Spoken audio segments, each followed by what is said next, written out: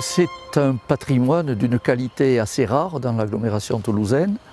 Ce château avait certes le statut d'une belle endormie depuis quelques décennies, et il s'agit d'investir maintenant pour le faire vivre en le réhabilitant. Nous pensons que du partenariat avec des investisseurs privés peut être une excellente occasion de montrer que nous allons avancer ensemble.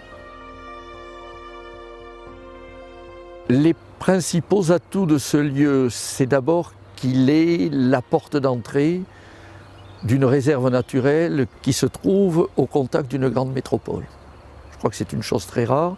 Deuxièmement, je crois que c'est sa très grande qualité architecturale, mais qui en même temps permet d'imaginer des utilisations très fonctionnelles des espaces qui s'y trouvent. C'est-à-dire que nous avons un corps de logis fortement marqué par l'histoire, avec des contraintes architecturales à l'intérieur certes, mais les fermes, la ferme Garonne et la ferme Ariège, permettent d'envisager d'accueillir des activités qui seraient moins soumises à des contraintes architecturales.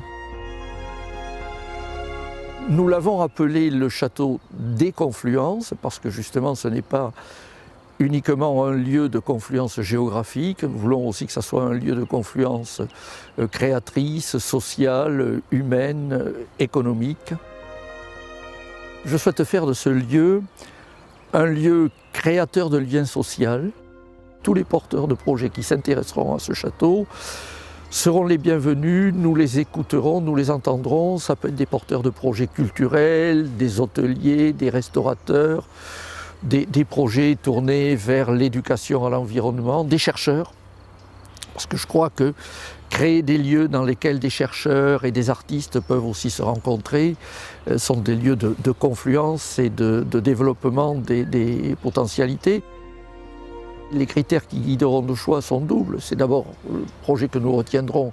Il faudra qu'on soit fortement séduit par ce projet dans la mesure où il incarnera le mieux possible la notion de confluence dont nous avons parlé, mais évidemment aussi nous attacherons beaucoup d'importance à la crédibilité financière et à la durabilité économique du projet qui nous sera présenté.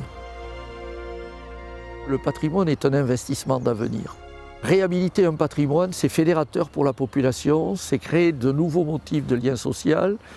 Et vous savez, un proverbe africain dit « Si tu ne sais pas où tu vas, demande-toi d'où tu viens ».